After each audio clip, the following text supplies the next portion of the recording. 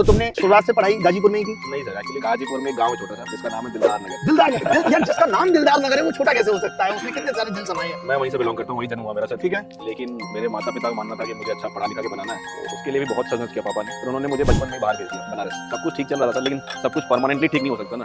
मतलब सब कुछ परमानेंटली ठीक हो ही नहीं सकता, ये तो फैक्ट बात है। जो लोग अगर इस उम्मीद में, इस आस में, तो उनको याद छोड़ देनी चाहिए, जीवन छोड़ देना चाहिए, क्योंकि सब कुछ ठीक कभी नहीं होगा। कुछ ना कुछ दिक्कतें हमेशा रहेंगी।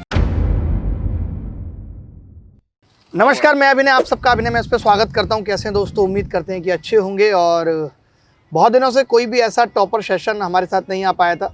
बहुत सारे टॉपर्स हैं जिनके मेल मैसेजेस हमारे पास आए हुए हैं। पहले मैं उनसे माफ़ी चाहता हूं कि हम अभी नहीं कर पा रहे, लेकिन ये एक बहुत अर्जेंट रिक्वायरमेंट आई इंटरव्यू की।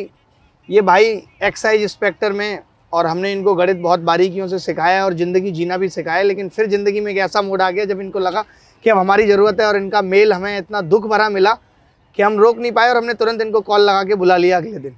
मैं ये कहता हूँ कि दुख तो हमेशा रहेंगे, और बेसिकली ये दुख नहीं है, क्योंकि दुख वो है जिससे रिकवरी नहीं हो सकती, बट जिससे रिकवरी हो सकती है, जिसको बदला जा सकता है, वो जीवन के संघर्ष हैं, जो कि अभी ये उस दौर से गुजर रहे हैं। ये संघर्ष हमेशा रहेंगे। तो तुम्हारे नाम से शुरू करते हैं। किशन कुमार गुप्ता नाम है सर। बढ़िया लड़के हो, गाजीपुर के रहने वाले हो, जहाँ बटालियन रहती है। ठीक है, तो तुमने शुरुआत से पढ़ाई गाजीपुर में ही की? नहीं सर, एक्चुअली गाजीपुर में एक गांव है छोटा सा जिसका नाम है दिलदार नगर। दिलदार नगर? यार जिसका नाम दिलदार नगर है वो छोटा कैसे हो सकता है? उसमें कितने सारे दिल समाये हैं। मैं वहीं से बिलोंग करता हूँ, वहीं जन्म हुआ मेरा सर। ठीक है। लेकिन मेरे माता पिता का मानना था कि मुझे अच्छा पढ़ा लिखा के बनाना है, तो उसके लिए भी बहुत संघर्ष किया पापा ने। फिर उन्होंने मुझे बचपन में ही बाहर भेज दिया बनारस।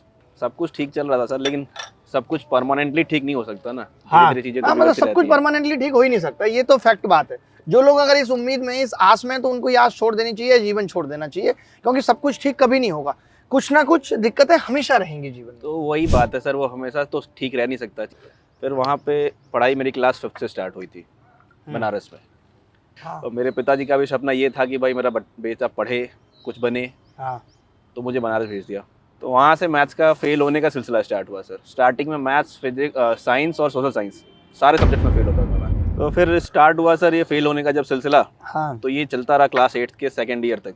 8वीं तक जो फाइनल का एग्जाम्स होता था उसमें तो बस कैसे भी करके प्रमोट करने के लिए पास कर दिया, लेकिन मुझे कुछ आता नहीं था।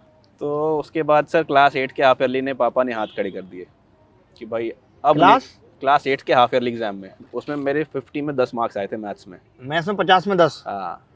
तो उसके बाद पापा ने कहा आपको हम पढ़ा नहीं सकते, अब नहीं पढ़ा सकते भाई, अब आप वापस आ जाइए।